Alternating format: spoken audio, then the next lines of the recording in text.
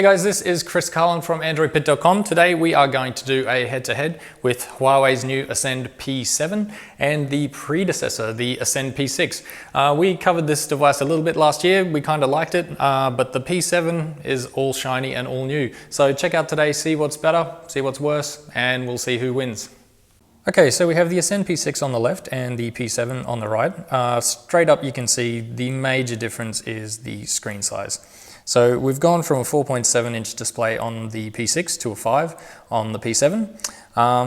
Display technology is the same, but I tend to like the P7's display a little bit better. There's much more pixel density than the P6. We go from 312 with the P6 to 441.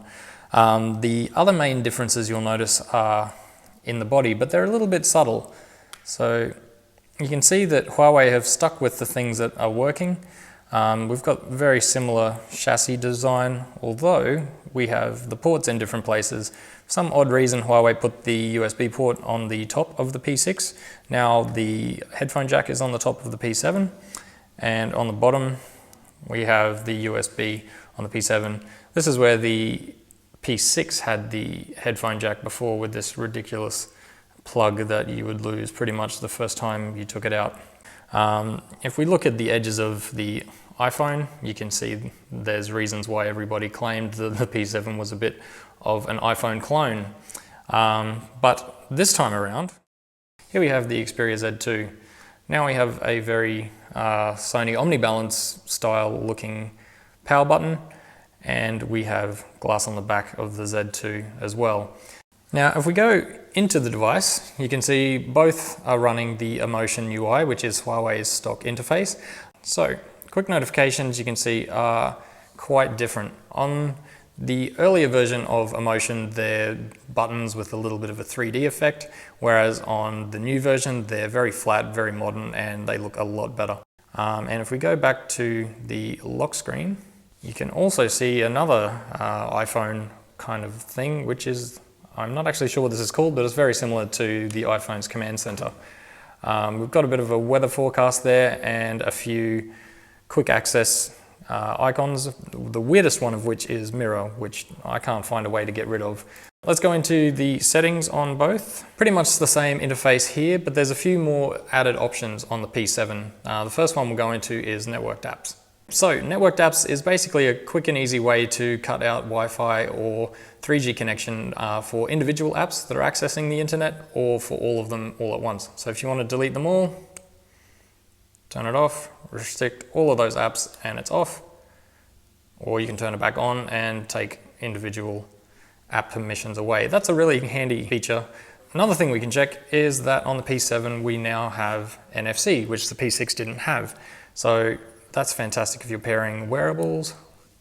What else do we have? We have home screen style change. So now you can have a standard or a straightforward one, which again looks kind of a little Windows phone-ish. Going down again, now we have a very popular power saving mode, similar to that found on the P6, but with a few changes. Some of the more complicated options are shifted up here to the overflow menu. And there's a power monitoring option, which will basically identify all of the power saving problems that you have that you can quick and easily fix to get more power out of your device. So here's a quick demo of the power saving mode. So on the P7, when you enable ultra power saving, we'll get a familiar restricted apps kind of setup. On the P6, when you enable it, you don't really see any change at all. You still have the same functionality as you did before.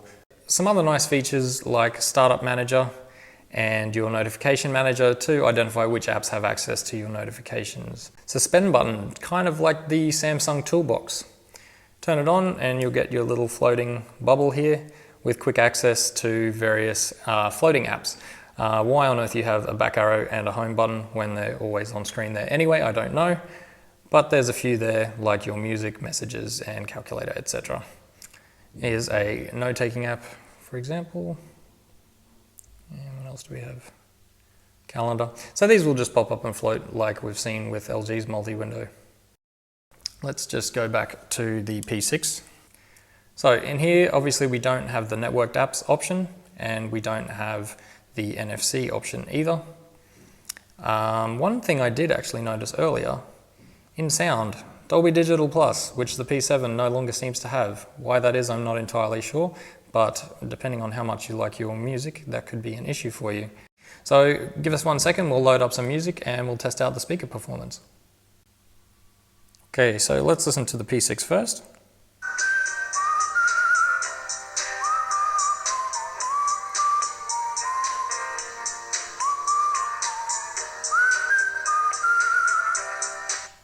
So that's on full volume. You can also see the picture difference if you look closely. Now the P7.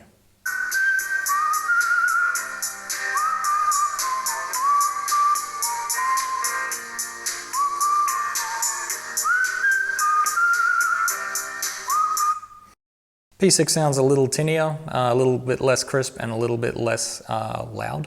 So you're not going to get great audio output from either of them, but the P7 is definitely better.